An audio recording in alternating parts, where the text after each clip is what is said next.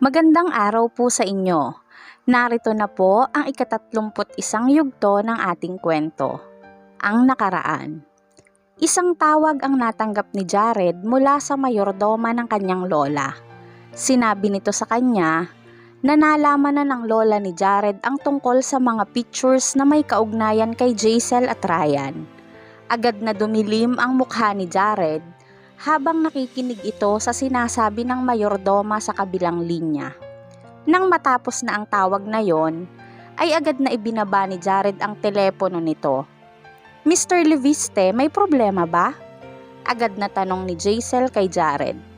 Gumuhit ang galit sa mga mata ni Jared pagkatapos ay tumingin ito sa kanya saka nagsalita.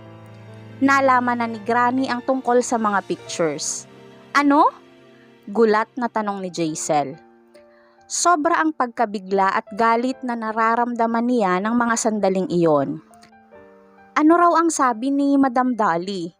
Pagkaraan ay muling tanong ni Jaisel. Wala namang nabanggit ang mayordoma na sinabi ni Granny. Sagot ni Jared sa kanya. Kailangan kong umuwi muna doon ngayon. Saglit na huminto si Jared pagkatapos ay tiningnan siya nito. Sasama ka ba sa akin?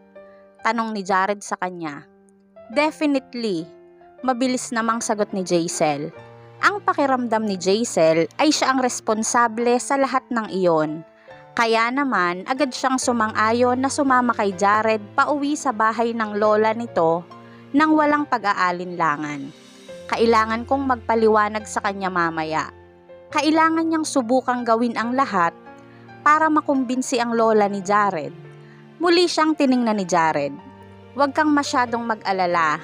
Hindi isang unreasonable person si Granny. Pagkaraan ay sabi ni Jared sa kanya. Nang marinig naman iyon ni Jaisel, ay bahagya siyang napanatag.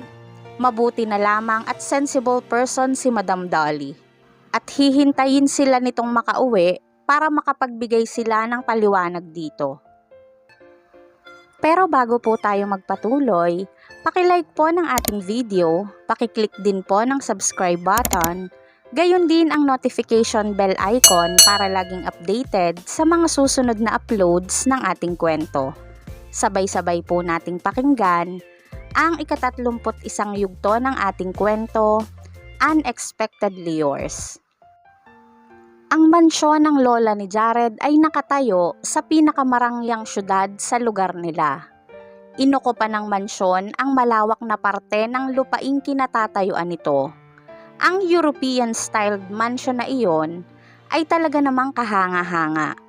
Nang huminto na ang sasakyan nila ni Jared sa main entrance ng mansyon, ay agad na lumabas ang dalawang lalaki at ipinagbukas sila ng mga iyon ng pinto ng kanilang sasakyan. Nang makalabas si Jaisel ng sasakyan, nakita niya ang isang matandang lalaki at nakasuot ito ng uniforme ng isang mayordomo. Mabilis itong lumakad palapit kay Jared. Puno ng pagkabalisa ang boses nito nang magsalita ito kay Jared. Sir, mabuti naman at nakabalik na kayo. Hindi ko alam kung anong sinabi ni Madam Madeline kay Madam Dolly. Galit na galit ito, kaya nawalan siya ng malay kanina lang. Agad na nagdilim ang mukha ni Jared sa narinig. Pagkatapos ay mabilis itong humakbang papasok ng mansyon. Nagmamadali namang sumunod si Jaisel kay Jared. Kinakabahan si Jaisel at kasabay noon ay ang mabilis na tibok ng kanyang puso. Kahit na hindi pa nga siya sigurado, ang pakiramdam ni Jaisel ay nawala ng malay ang lola ni Jared nang dahil sa kanya.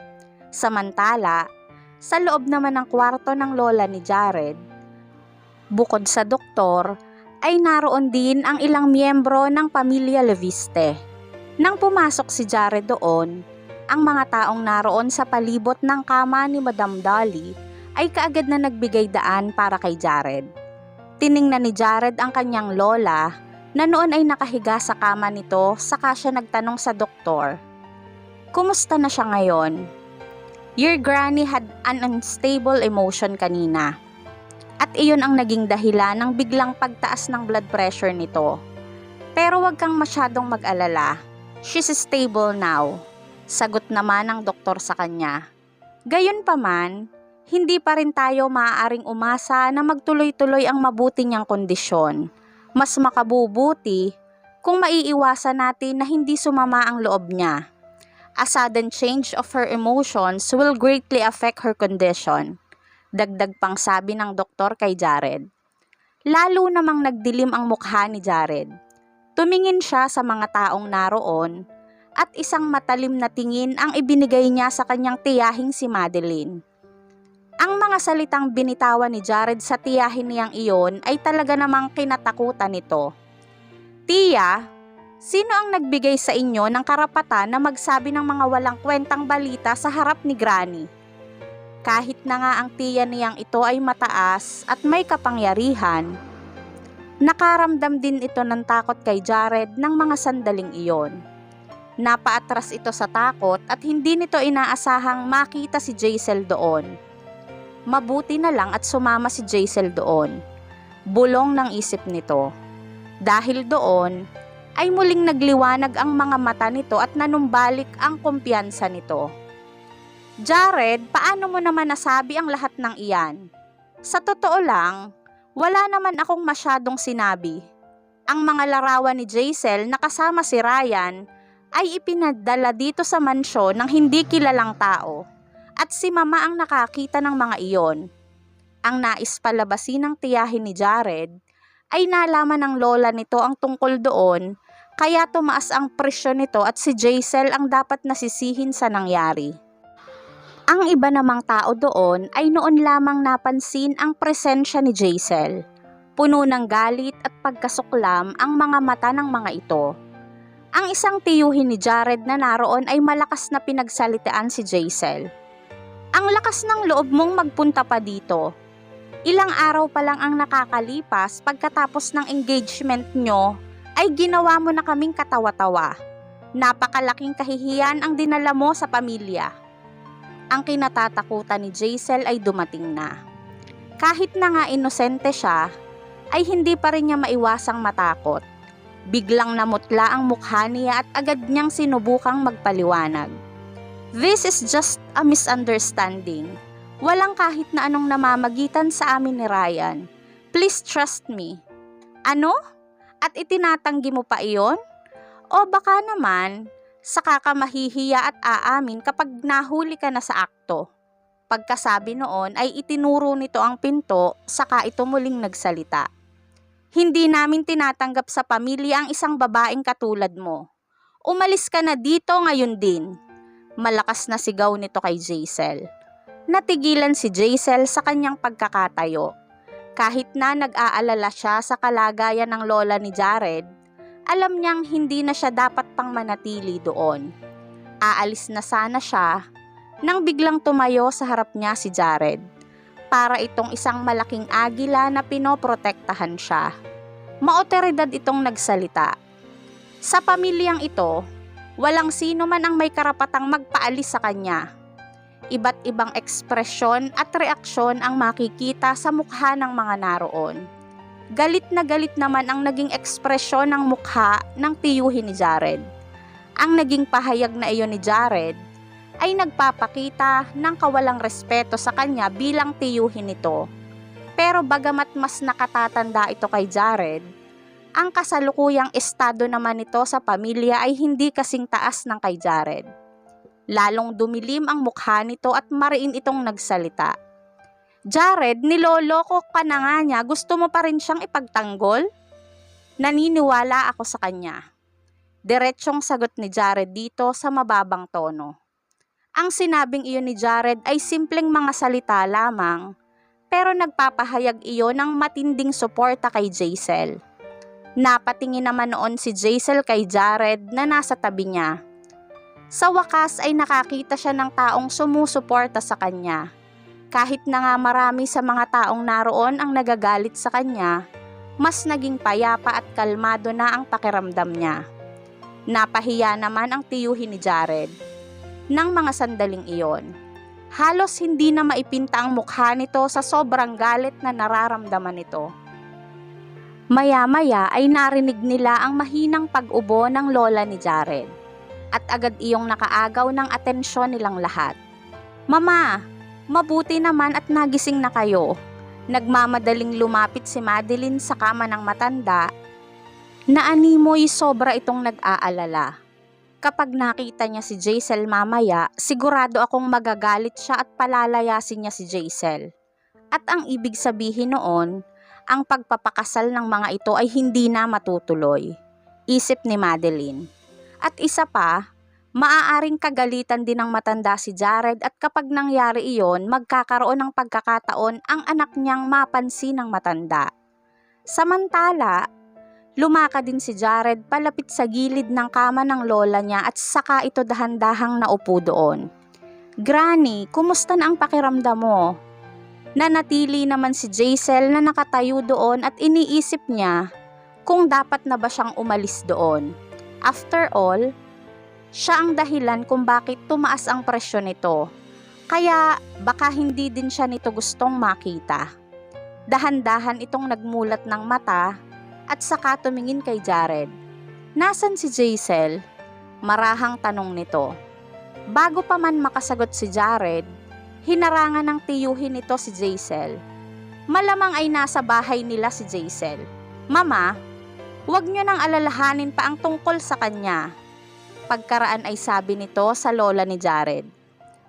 Paanong hindi ako mag-aalala tungkol sa kanya? Fiancé siya ni Jared. Habang hawak nito ang isang kamay ni Jared ay taimtim itong nagsalita kay Jared. Jared, mabuting babae si Jaisel. Hindi niya kayang gawin ang ganoong bagay. Kailangan mong magtiwala sa kanya. Natigilan naman si Jaisel sa sinabing iyon ng lola ni Jared. Hindi siya makapaniwala na ang una nitong gagawin matapos na magising ay ang ipagtanggol siya. Dahil doon ay may namuong luha sa mata ni Jaisel and she felt warmth inside her heart. Tiningnan din ito ni Jared at tumatango itong sumagot. Granny, wag po kayong mag-alala. I trust her. Mabuti kung ganon.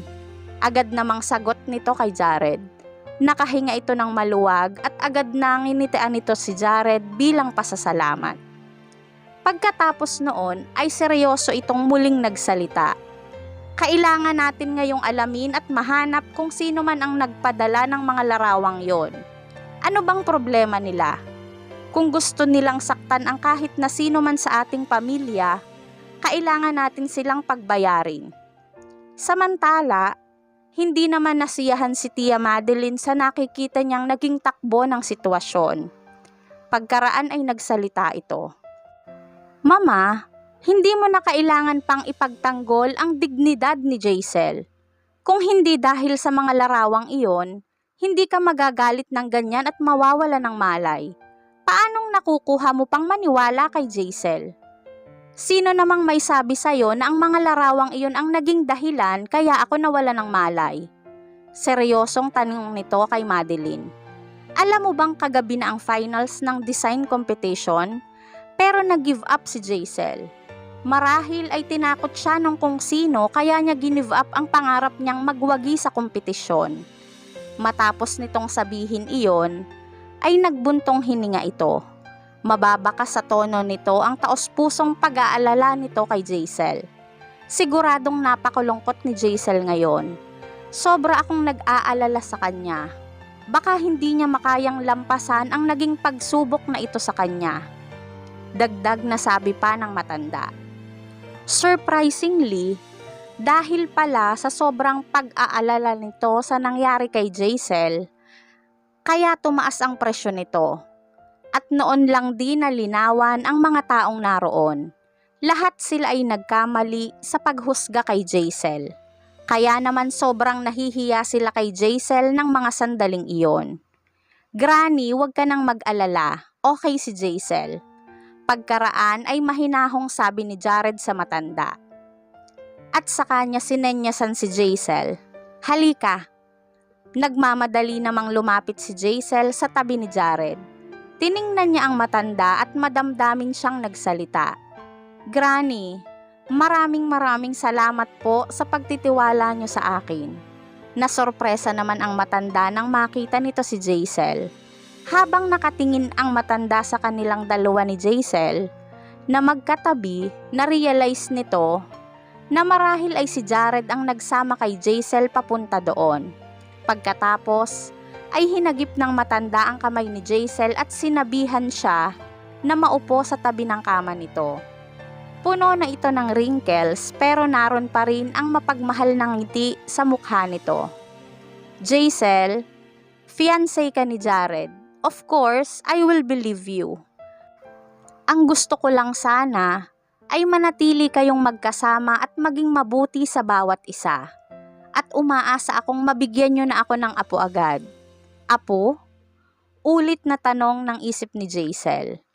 Naku, yun ang hindi mangyayari. Sagot ng isip niya. Gayunpaman, hindi ipinahalata ni Jaisel ang naging reaksyon niya sa sinabing iyon ng matanda. Bahagya lang siyang napatungo na tila nahihiya. Napangiti naman ang matanda nang makita nitong nahiya si Jaisel. Pagkatapos ay muling nagsalita ang matanda sa lahat ng taong naroon ng mga sandaling iyon. Mabuti na ang pakiramdam ko ngayon. Maaari na kayong lumabas lahat. Iwan nyo na muna kami at may ilang mahalagang bagay akong dapat sabihin kay Jaisel. Hindi naman nagsalita ang mga iyon. Matapos nilang magpaalam sa matanda, ay lumabas na rin sila sa silid nito. Nang lumabas naman si Madeline, ay tinapunan nito ng masamang tingin sina Jared at Jaisel. Sila na lamang ang naiwan doon nang makalabas ang lahat. Tiningnan silang dalawa ng matanda at biglang sumeryoso ang ekspresyon nito. Pagkaraan ay nagsalita ito. Hindi lamang mga larawan ang ipinadala ng anonymous person na yon. May kasama din iyong mensahe. Saglit itong huminto at mataman silang pinagmasda ng matanda. Nakalagay doon na nagkukunwari lang daw kayong dalawa sa inyong relasyon. Patuloy pa nito. Kilalang-kilala niya ang kanyang apong si Jared. Posible ngang gawin ni Jared ang pekeng engagement nila ni Jaisel. Nang marinig naman iyon ni Jaisel ay agad siyang kinabahan. At saglit na huminto sa pagtibok ang puso niya. Kahit na may edad na ito ay kaya pa rin itong mahulaan ang rason ni Jaisel sa pag-give up sa kompetisyon. Makikita kung gaano katalino ang matanda. Hindi naman siya kaagad nakapagsalita. Napatingin siya kay Jared na noon ay nasa tabi niya. Gayunpaman, hindi man lang nagbago ang ekspresyon ni Jared. Bahagya siyang kinabig nito palapit sa kanya. Napaka-natural ng mga kilos nito. Pagkatapos ay saka ito mariing nagsalita at nangako sa kanyang lola. Granny, I will marry her. Natigilan naman si Jaisel nang marinig niya ang sinabing iyon ni Jared. Bigla na namang lumakas ang kabog ng dibdib niya. Diretso namang nakatingin ang matanda sa kanilang dalawa ni Jared at sinusubukan nitong basahin kung may katotohanan ang sinabing iyon ni Jared. Makaraan ng ilang sandali, ay muli siyang nginitian ng matanda. Of course, I trust the two of you. Alam kong hindi nyo magagawang magsinungaling at lokohin ako ng tungkol dito. Habang nakatingin naman si Jaisel sa mga mata ng matanda, ay agad siyang nakonsensya. Napakurap siya ng mga sandaling iyon at bigla siyang nahiyang tumingin ng diretso sa mga mata nito. Samantala, nanatili namang tahimik na nakatayo lang si Jared sa tabi ni Jaisel. Pagkaraan ay muli itong nangangakong nagsalita sa matanda. Huwag kang mag-alala, Granny, hindi kita lolokohin. Agad namang tumatangong sumang-ayon ang matanda sa sinabi ni Jared. Maya-maya ay napasulyap ito sa labas ng bintana. Gabi na pala. Alam kong malayo pa ang uuwian ninyong dalawa. Ang mabuti pa ay dito na lang kayo magpalipas ng gabi.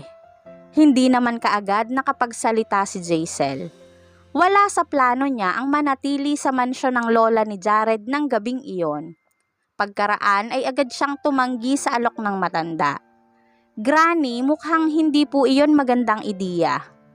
Well, engaged na naman kayong dalawa at normal lang naman sa isang fiancé ang magstay over sa bahay ng future husband niya, hindi ba? Huwag ka nang mahiya, iha. Feel at home na katulad sa villa ni Jared. Parehong bahay naman ito ni Jared. Dahil sa sinabing iyon ng matanda ay agad na namula ang pisngi ni Jaisel. Kung ganun pala, ay alam din ito ang pagpunta niya at pananatili sa villa ni Jared, at sa paraan kung paano iyon sinabi ng matanda ay parang alam din niyang may kung anong nangyari na sa kanila ni Jared. Agad na napangiti ang matanda nang makita nitong nahiya bigla si Jaisel. Kaya naman nakangiti itong muling nagsalita kay Jared. Jared, ang mabuti pa samahan mo na si Jaisel sa kwarto mo at nang makapagpahinga na rin kayo. Sa kwarto ni Jared? Sa kwarto nito sila matutulog na magkasama? Sunod-sunod na tanong sa isip ni Jaisel. Kahit na nga ilang beses na silang natulog ni Jared na magkatabi, kung matutulog sila nito sa bahay ng pamilya nito at alam ng lahat ng nakatatanda, bigla ay nagpanik ang isip ni Jaisel. Gusto sana niyang magprotesta, subalit magsasalita pa lang sana siya ay bigla namang nagsalita si Jared. Okay Granny, magpahinga ka na rin at sobrang late na. Pagkasabi noon ay hinalikan nito ang noo ng matanda. At saka siya iginiya ni Jared palabas ng silid nito. Pagkaraan ay binulungan siya nito. Hindi naman ito ang unang beses na mangyayari ito. Dapat masanay ka na. Hindi naman kaagad nakapagsalita si Jaisel. Paano naman kaya siya masasanay sa mga ganoong bagay? Tanong niya sa kanyang sarili. Ano kaya ang susunod na mangyayari sa tagpong ating iniwan? May magandang mangyari na kaya sa dalawang ito sa pagkakataong iyon? Sana po ay samahan ninyo akong muli sa susunod na yugto ng ating kwento. At bago po ako tuluyang magpaalam, magsha-shoutout po muna ako. Ayan. Thank you so much po for the support na ibinibigay niyo po sa aking munting channel. Ayan, shoutout po kay Ma'am Flor Arcega of Batangas City. Ayan, Ma'am Flor, shoutout po sa inyo kababayan. Taga Batangas City din po ako. Ayan. Kay Ma'am Gloria Dondonilia, shoutout po. Kay Ma'am Alice Manggubat, shoutout po sa inyo. Ma'am Aida Vistan, Ma'am Merlin Soria, Ma'am Rose Jimenez of Dubai, shoutout po sa inyo. Ma'am Maylin Romero, Ma'am Jenny Joy Ruiz of Taiwan, Ma'am Maryzel Varona, Ma'am Sir Ed Labaw, ayan, shoutout po. Ma'am Angelica Bensoy, Shenas TV, shoutout po. Ma'am Lea Bersoto, Ma'am Nancy Flaminiano, Medang Sahi, ayan, shoutout po. Ma'am Eden de la Cruz, Ma'am Jamela Dumasil, Ma'am Nemya Katig, Ma'am Crystal Pangilinan, ayan, shoutout po. And also, shoutout to my good friend Rob Allbanks of Alabama, USA. Ayan, shoutout to you, my friend.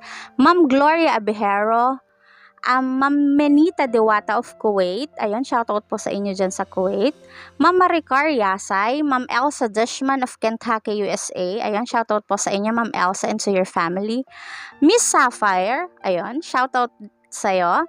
Ma'am Juliet Tamayo, Ma'am Connie Espinar, Ma'am Evelyn Togonon of Dubai, Ma'am Maria Shalani C. Tiong, ayan, shoutout po sa inyo. Ma'am Teresita Arevalo, Ma'am Narangelus of Hong Kong, ayan. Ma'am Jean De Best of England, Ma'am Maribel Pe of Japan, Ma'am Janice Lunhas from Qatar, ayan. Ma'am Devra Valdez of Singapore, shoutout po sa inyo. Ma'am Nympha Tolentino, Ma'am Margarita Lagumbay, Ma'am Rowena Menedal, Ma'am Rose Andela Cruz, ayan, shoutout po. Ma'am Ronilyn Bacorayo, Ma'am Edita Capiendo, Ma'am Andrea Jeva of Cebu, Ma'am Marilu Panerio, Ma'am Benny Yaon, shoutout po sa inyo. Ma'am Nicomeda at Tijera of UAE, Lou Pineda of UAE also. Nitz Reyes, Glyceria Salip, ayan, shoutout po. Ma'am Daisy Machitar, Ma'am Nelly Galo of Canada, Ma'am Gina Managaytay, Ma'am Emilyn Bantilio, Sir James Peter Judilia, shoutout po sa inyo. Ma'am Shirley Nueles, Ma'am Angelita Regis, Ma'am Mirna Balin, Ma'am Marcia Pasutan, shoutout po. Ma'am Maria Candelaria Santos, Ma'am Rhoda Ver Magallanes of Hong Kong, Ma'am Luisita de la Cruz of Riyadh, Sir Vladimir Casimo, ayan, shoutout po. Ma'am Marisa De Toito, Igor TV, shoutout sa'yo. Ma'am Leonora Desinorio, Ma'am Irene Pascual, Ma'am Cory Pilar, Ma'am Clemen Gabo, Ma'am Rochelle May Peñaflor, Ma'am Zenaida Bordeos, Ma'am Medi Santillana, Ma'am Edna Galvez, Janlyn Claros, shoutout po. Ma'am Doris Sembrano, ayun. And ayun po, maraming salamat po sa inyong lahat. And please don't forget po to like my videos, tapos pa-share na din po sa inyong friends and family. At yung mga hindi pa po nagsasubscribe, please do subscribe po. At gusto ko din pong batiin kayong lahat ng Merry Christmas po. Ayun, from Twin TV, ayun. Merry Christmas po sa ating lahat. At bago po ako syempre magpaalam, nais ko pong mag-iwan ng aking quote of the day. The best relationships usually begins unexpectedly. Maraming salamat po sa pakikinig. Keep safe everyone, and God bless.